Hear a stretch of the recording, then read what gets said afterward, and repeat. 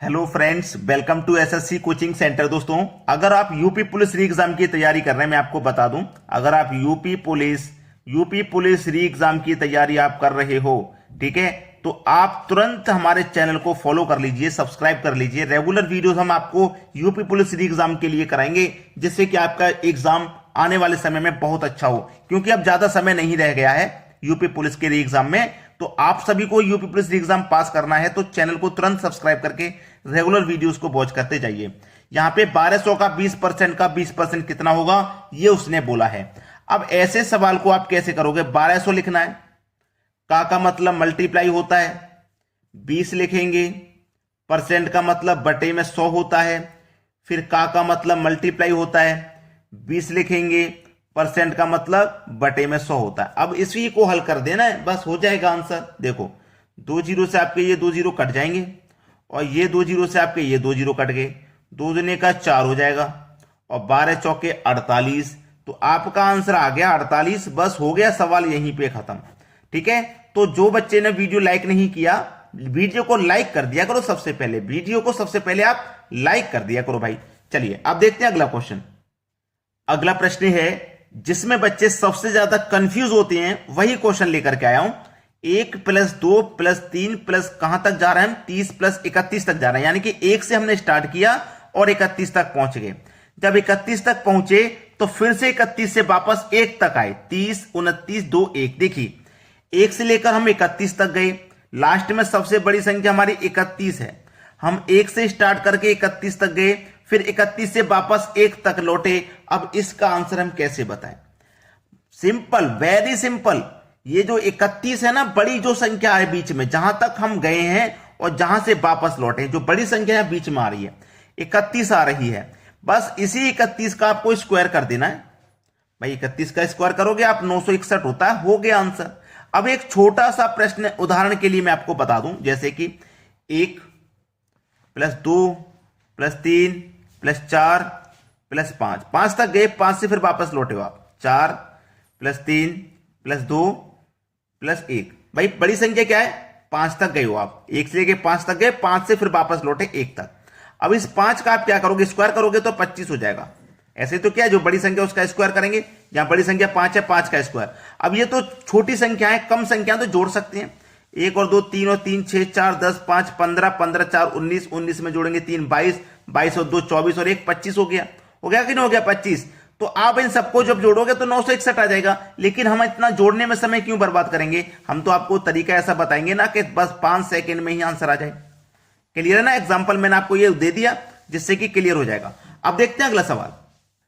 अगला प्रश्न है 394 गुने 394 प्लस 2 इंटू 394 गुने 106 प्लस 106 गुने 106 का मान ज्ञात कीजिए।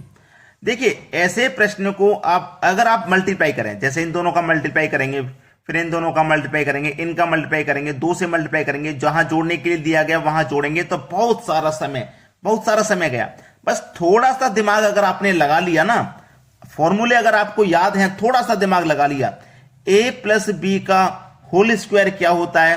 a² + b² प्लस का 2ab, यही तो होता है। अब ये फॉर्मूला ही तो दिया गया है इसमें, अगर आपने थोड़ा सा दिमाग लगा लिया तो। देखो, 394 गुने 394 मतलब a का स्क्वायर, 106 गुने 106 मतलब b का स्क्वायर, और ये क्या है? 2ab। भाई a कितना है? 394, b कितना है? 106। तो 2 इंटू a इंटू बी, यानी कि 2ab है कि नहीं हुआ?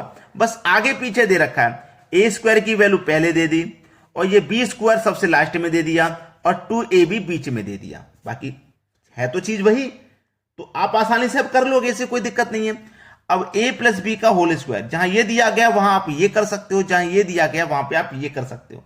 चलिए, a की वैल्यू कितनी है मेरे पास? 394, प्लस b की वैल्यू कितनी है? b की वैल्यू है 106। इसी का क्या करना है? हमें स्क्वायर करना है। तो दोनों को जोड़ूंगा मैं भाई, 394 106 को जब मैं जोड़ूंगा तो ये हो जाएगा 500, मतलब 500 को स्क्वायर करना है, और 500 का स्क्वायर का मतलब 5 का स्क्वायर करेंगे 25, और 2 जीरो का हो जाएगा 4 जीरो, 1 2 3 4 स्क्वायर जब करते हैं तो जीरो डबल हो जाते हैं। बस ये हो गया प्रश्न का बिल्कुल सही जवाब। कर पाओगे कि नहीं कर पाओगे? फॉर्मूला आपको याद होनी चाहिए जिससे कि आप पहचान पाओ कि आगे पीछे तो नहीं दे रखा। चलिए अब देखते हैं अगला सवाल। अगला प्रश्न है, ये अनुपात से है, x अनुपाते y बराबर 3:4 और y अनुपाते z बराबर 5:7 है, तो x y z का मान बताइए। चलिए x अनुपाते y अनुपाते z ये हमने लिख लिया। अब लिखने के बाद x का मान कितना, देखो 3, तो x के नीचे मैं x का मान रखूंगा 3, y का मान 4 है तो 4 लिख दूंगा। अब देखो y का एक और मान दे रखा है 5, तो y के पहले मान के ही नीचे y का दूसरा मान लिखेंगे 5। ठीक है, z का मान 7, तो z के नीचे लिखेंगे, लेकिन ये दूसरी लाइन स्टार्ट हो गई है तो यहां लिखना है। ठीक है, अब देखो ये वाली खाली जगह है ना, तो इसके बराबर वाली संख्या निकाल देंगे 4। ये खाली जगह इसके बराबर वाली लिखेंगे 5। अगर आप कहोगे कि हमने यहां 4 लिखा है, बराबर में तो 7 भी था, तो ये वाला तरीका गलत होता है। ठीक है, लंबवत क्षैतिज वाला इस तरीके से लिखते हैं, ऐसे 4 था बराबर में 4, ऐसे 5 था बराबर में 5 लिख दिया। अब 5 तिरिक का 15, 5 चौके 20, 5 7 चौके 28, ये निकल के आ गया। ठीक है, 15:20:28, ये आपके सवाल का बिल्कुल सही जवाब है। एक्स वाई जेड का मान पूछा था ना, तो 15, 20, 28 ये कट भी नहीं रहा किसी से, तो आप इसको यहीं छोड़ देंगे, यही आपका आंसर हो जाएगा। अब देखेंगे अगला प्रश्न। अगला प्रश्न है, a प्लस बी बराबर 60 और a माइनस बी बराबर 30 है, तो b का मान ज्ञात करना है। देखो a प्लस बी बराबर 60 है और a माइनस बी बराबर 30 है, तो b का मान बताइए। चलिए अभी बता देते हैं। ये प्लस का b माइनस का b कट जाएगा, a और a 2a हो जाएगा। 60 था ये 60, तो 60 और 30 को जोड़ेंगे तो ये 90। अब 2 से कटेगा 90 45 बार में, तो a का मान कितना आ गया 45। a का मान 45 आ गया, हमको फाइंड करना है b का मान। अब हमें यह पता है कि a का मान 45 आ गया, तो a का मान मेरा 45 है, जबकि a और b दोनों को जोड़ के 60 हो रहा था। अकेले a का 45 है तो b का मान कितना होगा 15 होगा, तभी तो दोनों को जोड़ के 60 बन रहा होगा। बनेगा कि नहीं बनेगा? तभी तो दोनों को जोड़ के 60 होगा। तो हमने चलिए पता कर लिया, a का मान मेरा 45, तो b का मान मुझसे पूछ रहा था, b का मान है भाई मेरा 15। ये मेरे सवाल का बिल्कुल सही जवाब है, b का मान मेरा 15 हो जाएगा। अब देखेंगे अगला प्रश्न। अगला प्रश्न है, 6 साल का साधारण ब्याज की दर से 60% ब्याज हो जाता है, तो 3 साल का 11,000 पर चक्रवृद्धि ब्याज क्या होगा? चलिए 3 साल का हमें चक्रवृद्धि ब्याज बताना है 11,000 रुपए पे, तो 3 साल के लिए मैं यहां पे आपको रेशियो मेथड बताने वाला हूं। 3 साल के लिए रेशियो मेथड 3:3:1, यह तरीका मैं आपको बताने वाला हूं, जो कि बहुत आसान होता है। अब देखिए रुपया कितना है 11,000 रुपए है। रेट हमारे कितना है भाई, हमारे पास जो रेट है हमें उससे मतलब है, जो रेट हमारे पास है उससे मतलब है। तो देखो 6 साल का साधारण ब्याज 60% है, 6 साल का साधारण ब्याज 60%, तो देखो 1 साल का 10% होगा, तभी तो 6 साल का 60 हो गया। तो हमें पता चल गया, यहां पे मैं आपको बता देता हूं कि देखिए 6 साल का मेरा 60% था ब्याज, तो 1 साल का मेरे पास 10% होगा। 1 साल का मेरे पास जो ब्याज रेट होगा ना वो 10% होगा, तो हमें 1 साल का 10% पता हो गया। तो हम क्या करेंगे 10% की दर से निकालेंगे। तो हम क्या करेंगे 11,000 का 10% निकालते हैं। 10% का मतलब बटे में 100, तो 2 जीरो से मैं यहां 2 जीरो कटा दूंगा, 1100 बचा। ये जो 1100 आया है ना, इसको पहले वाले रेशियो के ऊपर लिख दीजिए। अब 1100 का हम क्या करेंगे, फिर से 10% निकालेंगे। परसेंट का मतलब बटे में 100, 0 से 0 गया, 0 से 0 यानी कि 110 आया। 110 दूसरे वाले रेशियो के ऊपर रखेंगे। अब 110 का फिर से हम 10% निकालेंगे। परसेंट का मतलब बटे में 100, 2 जीरो से 2 जीरो गया, 11 आ गया। 11 तीसरे वाले रेशियो के ऊपर, यानी कि जब तक निकालते चले जाएंगे जब तक सभी रेशियो के ऊपर वैल्यूज ना आ जाए। 1100 का मल्टीप्लाई 3 से कर दो 3300 हो जाएगा। 110 का मल्टीप्लाई 3 से कर दो 330 हो जाएगा, और 11 का मल्टीप्लाई 1 से कर दो 11। अब सबको जोड़ लेना है, 3300 और 330, 3630, 3630 में जोड़ूंगा 11 तो 3641, बस हो गया, बस यही तो आंसर आ गया। ये रेशियो मेथड सबसे आसान ट्रिक है। जो रेट है ना, बस उस मूल्य का रेट निकालते चले जाइए।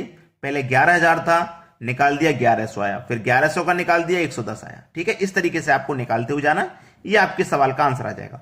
अब देखते हैं अगला प्रश्न।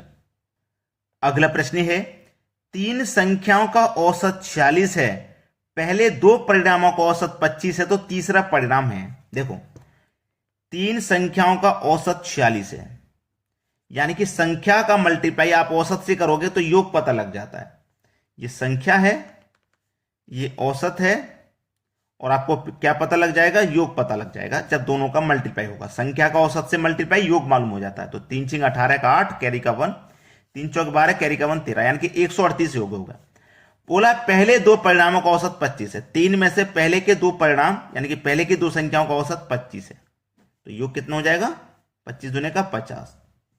तो पूछ रहा है तीसरा परिणाम क्या है। देखो 3 संख्याओं का योग 138 और 2 संख्याओं का 50, तो 3 संख्या के योग में से 2 का घटा देंगे। भाई 3 के योग में से 2 का घटा दो, 1 का ही बचेगा, तो 8 में से 0 जाएगा 8, 13 में से जाएगा 5, तो भी 8, यानी कि जो तीसरा परिणाम होगा वो हो जाएगा 88।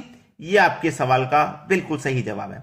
अगर लाइक नहीं किया वीडियो तो लाइक कर दीजिए भाई, और शेयर कर दीजिए उन सभी बच्चों तक जो यूपी पुलिस री एग्जाम की तैयारी कर रहे हैं। आज की वीडियो में इतना ही। वीडियो देखने के लिए बहुत बहुत धन्यवाद।